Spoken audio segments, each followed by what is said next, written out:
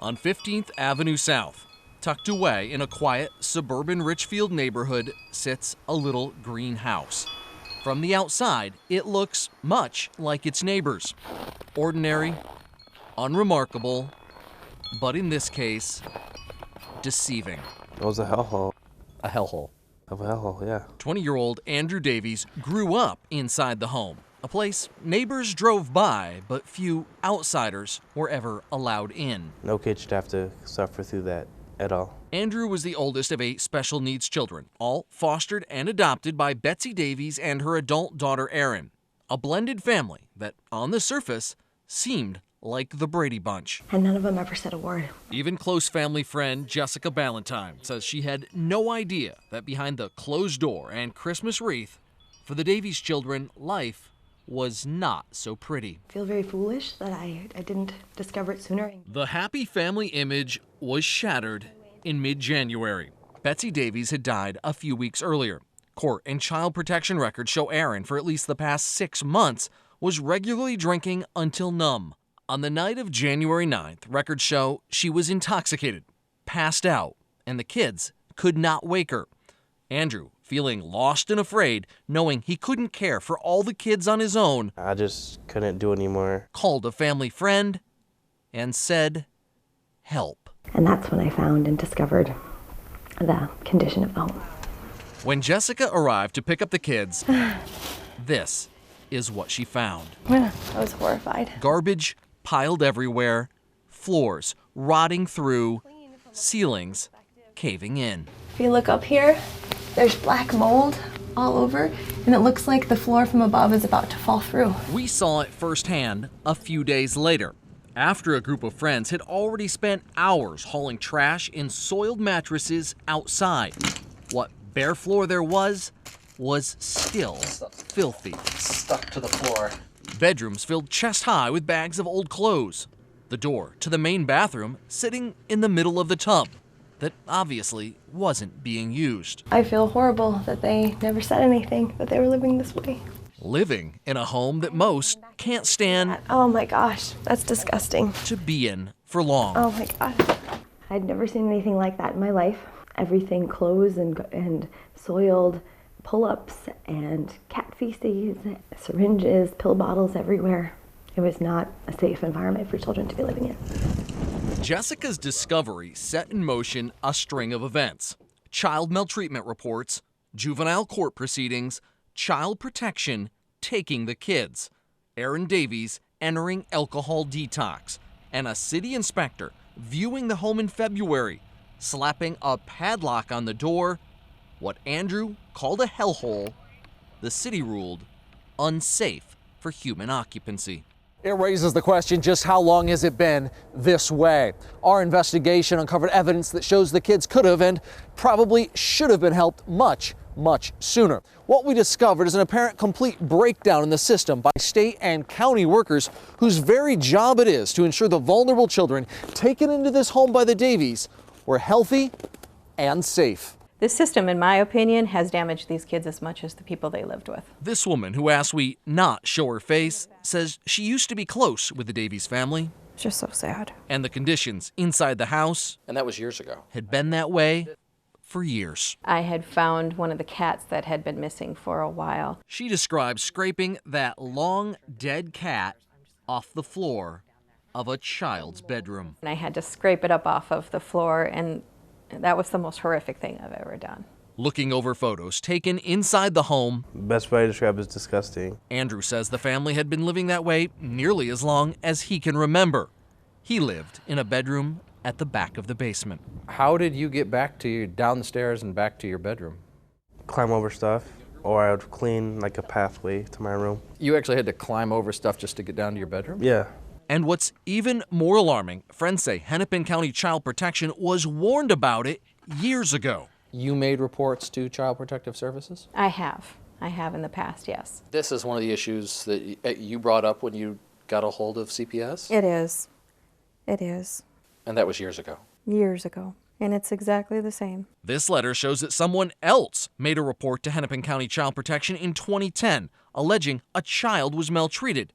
But CPS determined Child Protective Services are not needed.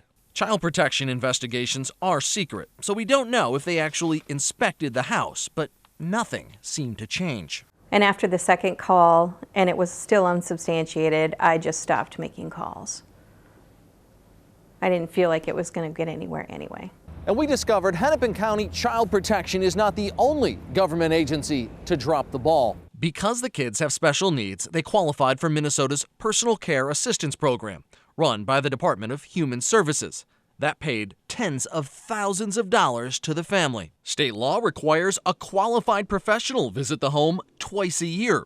Their job, to ensure the kids' health and safety needs are met. What's more, a Hennepin County public health nurse also is required to visit the home each year to do an assessment. This is a copy of the assessment done for Andrew Davies last July. A nurse wrote, he's living in a neat and clean home. I wonder if they were at the neighbor's house, because I don't understand how that could have been, that report could have been made that way. So just how did Child Protection, the State Department of Human Services, and a county health nurse keep missing something as obvious as the condition inside this home? Did they ever send anybody into the house to look at the house? Yes, but we would only go in the living room. Andrew says Betsy and Aaron would clean up the front living room just enough to be acceptable and close doors leading to the rest of the home. Nobody ever went past the living room? No. The nurses would come and they never saw your bedroom, they never saw the bathroom, they never saw the kitchen? No, never. Why not? I don't know, that's a good question. Yeah, this case raises lots of questions, not just about Hennepin County and the state's failure to protect these children, but also about what appears to be hundreds of thousands of dollars worth of fraud that taxpayers were funding. We're going to have that part of our investigation tomorrow night. Really, what we've turned up is evidence that taxpayers have been footing the bill to keep children living in filthy and unsafe conditions while state and county workers turn a blind eye. 20-year-old Andrew Davies is a young man with an eye set firmly on the road ahead. Yeah. The past is not a place he wants to dwell. And I want to move on. But Andrew's past is now at the center of a state investigation into Medicaid fraud. We're going to be investigating this more. Launched when Carol Levin presented evidence to Jerry Kerber, Oh, wow. the Inspector General for the Minnesota Department of Human Services. Well, this is interesting. Carol Levin's investigation has turned up evidence that taxpayers have been footing the bill, while local and state officials missed warnings that Andrew and the other children were living in horrific conditions. No kid should have to suffer through that at all. To understand what Andrew suffered, you have to know about the home on 15th Avenue South in Richfield he grew up in. It's embarrassing as hell. Last night, we showed you the conditions where Andrew and his blended family of 7 younger adopted children lived. Trash and dirty laundry filled rooms chest deep. The kids said they often slept on bare mattresses stained with animal feces and urine. Cat poop on the floor, cat pee sometimes everywhere. But that's not all we found. Carol Levin also uncovered these records that show for years your tax dollars have been paying for the children's care that does not appear to have been provided as claimed. Because all the kids had varying levels of special needs, they qualified for in-home personal care assistance, a Medicaid program run by Minnesota's Department of Human Services. But our investigation raises questions about how tens of thousands of tax dollars have been spent on care Andrew says wasn't truly needed or received. For example, Andrew's records show for years his personal care assistant, or PCA, was paid to help him with dressing, grooming, toileting, eating, and bathing. This report from 5 years ago claimed he was incontinent, wears pull-up diapers at all times, and the PCA has to help in cleaning him up. That's not true. No, not at all. Just last year, a report said he was still incontinent. How long have you been going to the bathroom by yourself with no problems? A long time. Yeah, ever since I was 5, probably. Another report claims Andrew's PCA worker had to set up the bathroom for bath and assist in cleanup of the bathroom after use. Just look at the bathrooms when we saw them. A floor rotted, a ceiling caving in. Here, that's all black and old. In fact, The door to the main bathroom was sitting in the middle of the tub that obviously wasn't being used. So was someone cashing in on Andrew and the other kids? Records show Betsy Davies adopted Andrew and 5 younger children. Her daughter, Erin Davies, adopted 2 other children. Turns out, Betsy was being paid as the PCA for Erin's kids, and Erin was being paid as the PCA for Betsy's. This while all of them lived together under one roof. In this timesheet from late December of last year, Betsy Davies claimed to work 38 hours providing PCA care to one of Erin's adopted sons. The same week, Erin claims to spend 21 hours working with one of Betsy's daughters and another 34 hours helping Andrew. No, Didn't happen? no. I mean, I could eat myself. I can dress myself. Yeah, I did it on my own. How many hours a week would you say she was helping the kids, helping you? Once, probably every 2 weeks. Juvenile court records filed in January seem to back up Andrew's claim. They say Erin regularly drank until numb, to the point of passing out, often leaving Andrew, the boy who supposedly couldn't even go to the bathroom by himself, in charge. Family friend Jessica Ballantyne discovered the truth about the house when Betsy Davies died in early January. With Erin passed out drunk, Andrew called Jessica asking for help. Oh my God. What she found turned her stomach. That's also horrifying, right? To know as a taxpayer that I was paying for these children to be living this way. So was Erin Davies and her mom billing taxpayers for hours they didn't work?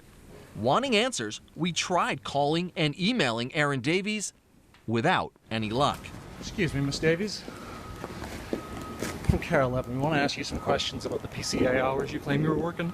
So we tracked her down. Were you lying on those timesheets, or were you actually working those hours? She didn't say a single word. But Jerry Kerber, the man at DHS whose job it is to investigate PCA fraud, had plenty to say when we showed him the results of our investigation and played for him Andrew's allegations. Bathing, eating. No, Didn't happen? no. Looking at what we've just showed you, does this look to be like a serious problem? There certainly are some inconsistencies that need to be sorted out, and we will proceed in doing that. Our investigation discovered this is not an isolated case. Fraud runs rampant in the taxpayer-funded PCA program, and it's been a problem for years. At $600 million a year, PCA funds make up just 7% of Minnesota's Medicaid budget, but constitute 43% of Medicaid fraud investigations. Joel Alter works in the Minnesota office of the legislative auditor. Found some pretty significant problems in the program at that time. He authored a report in 2009 that found the PCA program was unacceptably vulnerable to fraud and abuse and lacks sufficient state oversight and accountability. One of the problems he highlighted, few spot reviews of randomly selected PCA agencies like About You Inc. That's the company that was supposed to supervise Erin and Betsy. But our investigation found, 6 years later, DHS is just starting those random audits. You said you're initiating the random audits. When do you expect to start that? We're starting that this month. Meanwhile, Andrew and the other Davies kids are left to wonder. Why didn't Child Protection intervene when they were warned? Why didn't the Davies PCA agency notice problems? And how could a public health nurse who visited last summer possibly report to DHS that they were living in a neat and clean home? The same home recently found unsafe for human occupancy. Something definitely could have been done earlier. Yeah, Erin Davies, she's not facing any charges, but as you just heard, DHS tells us they have opened an official investigation based on the evidence that we showed them. Hennepin County also responding tonight, sending me a statement that reads in part, we at Hennepin County understand and share the public outcry over allegations that vulnerable children in Hennepin County or anywhere have lived in such deplorable conditions. Whenever such allegations come to light, we step back to look at our response and practices and take what we learn to make improvements in our protective services system.